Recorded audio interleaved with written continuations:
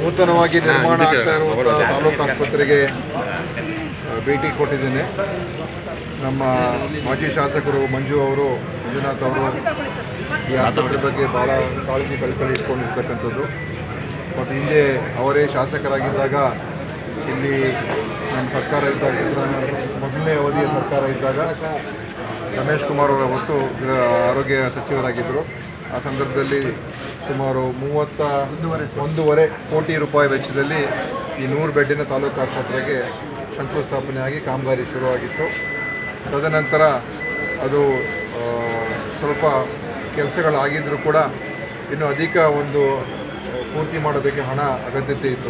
ನಮ್ಮ ಸರ್ಕಾರ ಬಂದ ಮೇಲೆ ಆ ವಿಷಯದ ಬಗ್ಗೆ ಮಂಜು ನನ್ನ ಹತ್ರ ಬಂದು ಮಾತಾಡಿದ್ರು.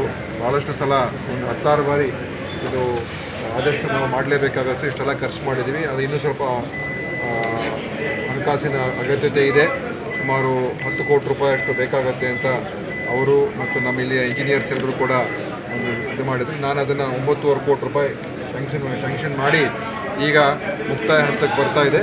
ಇವತ್ತು ನಾನು ಅದಕ್ಕೆ ಇನ್ಸ್ಪೆಕ್ಷನ್ ಮಾಡಿದ್ದೀನಿ, ಯಾಕಂದರೆ ಆದಷ್ಟು ಬೇಗ ಇದನ್ನು ಲೋಕಾರ್ಪಣೆ ಆಗಬೇಕು ಅಂತ. ಇವತ್ತು ಎಲ್ಲ ಒಂದು 90% ಕೆಲಸ ಎಲ್ಲ ಮುಗಿದಿದೆ. ಈಗ ಸಣ್ಣ ಪುಟ್ಟ ಕಾಮಗಾರಿಗಳು ಬಾಕಿ ಇದೆ ಮತ್ತು ನಾವು ಇದನ್ನು ಆಧುನಿಕವಾದ ವ್ಯವಸ್ಥೆಯನ್ನು ನಾವು ತೊಗೊಂಬರೋದಕ್ಕೆ ಅಧಿಕ ಹಣ ಕೊಟ್ಟಿದ್ದೇವೆ. ಒಳ್ಳೆಯ ಮಾರ್ಚರಿಯನ್ನು ವೈಜ್ಞಾನಿಕವಾಗಿರಬೇಕು ಮತ್ತು ಇದಕ್ಕೆ ಬೇರೆ ಬೇರೆ ಏನು ನಮ್ಮ ತಾಯಿ ಮಕ್ಕಳ ಒಂದು ಸೌಕರ್ಯಕ್ಕೆ ಬೇಕಾಗಿರುವಂಥ ಅದು ಕೂಡ ಎಲ್ಲ ಚೆನ್ನಾಗಿರಬೇಕು. ಮತ್ತು ಪೋಸ್ಟ್ ಮತ್ತು 2 ಹೀಗೆ ನಾವೇನು ಮಾಡಿದ್ದೀವಿ, ಈ ತಾಲೂಕು ಆಸ್ಪತ್ರೆಗೆ ಡಬಲ್ ಟ್ರಯರ್ ಕೊಟ್ಟಿದ್ದೀವಿ. ಅಂದರೆ ಇಲ್ಲಿ 2 ಗೈನಕಾಲಜಿಸ್ಟು, 2 ಅನೆಸ್ಥಿಸಿಸ್ಟು, 2 ಪಿಡಿಯಾಟ್ರಿಷಿಯನ್ ಇರ್ತಾರೆ. ತಾಲೂಕು ಆಸ್ಪತ್ರೆಗೆ ಎಷ್ಟು ಗಂಟೆಗಾದರೂ ಬಂದರೂ ಕೂಡ ಇಲ್ಲಿ ವೈದ್ಯರು ಸಿಗಬೇಕು. ಅದೇ ರೀತಿ ಇಡೀ ಕರ್ನಾಟಕ ರಾಜ್ಯಕ್ಕೆ ನಾವು ಈ ಥರ ಡಬಲ್ ಟ್ರಯರ್ಡನ್ನು ಮಾಡಬೇಕು ಅಂತ ಹೇಳಿ ನಾವು ಒಂದು ಪರಿಷ್ಕರಣೆಯನ್ನು ಮಾಡಿ ಈಗ ಸುಮಾರು 145 ತಾಲೂಕು ಆಸ್ಪತ್ರೆಯಲ್ಲಿ ಸುಮಾರು 100 ತಾಲೂಕು ಆಸ್ಪತ್ರೆಗಳಲ್ಲಿ ಈ ಥರ ಡಬಲ್ ಟ್ರಯರ್ಡ್ ನಾವು ಮಾಡಿದ್ದೇವೆ.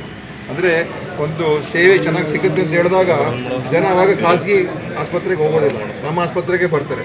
ಒಂದೊಂದು ಸಲ ಗೌರ್ಮೆಂಟ್ ಆಸ್ಪತ್ರೆ ಡಾಕ್ಟ್ರ್ ಇಲ್ಲಪ್ಪ ಅಂತ ಹೇಳಿ ಅವರು ಅವಾಗ ನರ್ಸಿಂಗ್ ಹೋಮ್ಗೆ ಪ್ರೈವೇಟ್ ಆಸ್ಪತ್ರೆಗೆ ಹೋಗಬೇಕಾಗ್ತದೆ. ಅದಕ್ಕೋಸ್ಕರ ಅದನ್ನು ನಾವು ಮಾಡಿರ್ತಕ್ಕಂಥದ್ದು.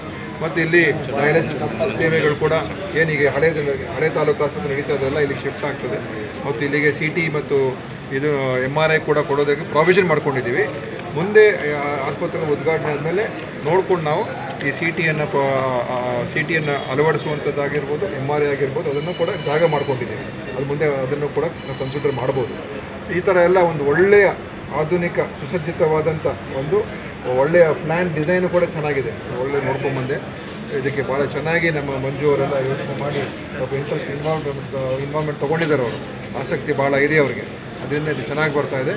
ಇವತ್ತು ನಾವೇನು ಹೇಳಿದ್ದೀವಿ ಅಂತ ಹೇಳಿದ್ರೆ ಇನ್ನೂ 1.5 ಕೋಟಿ ಬೇಕು ಅಂತ ಹೇಳಿದ್ದಾರೆ. ಅದನ್ನು ಕೂಡ ನಾನು ಒದಗಿಸಿ ಅನುಮೋದನೆ ಕೊಡ್ತೀನಿ. ಯಾಕಂದರೆ ಕಾಮಗಾರಿ ಮುಗಿಬೇಕು, ಇದು ಲೋಕಾರ್ಪಣೆ ಆಗಬೇಕು. ಮತ್ತು ಎಕ್ವಿಪ್ಮೆಂಟ್ಗೆಲ್ಲ ಟೆಂಡರ್ ಈಗಾಗಲೇ ಕರೆದಿದ್ದೇವೆ. ಅದು ಒಂದು 2-2.5 ತಿಂಗಳಲ್ಲಿ ಎಲ್ಲ ಎಕ್ವಿಪ್ಮೆಂಟ್ ಅದೆಲ್ಲ ಬರ್ತದೆ.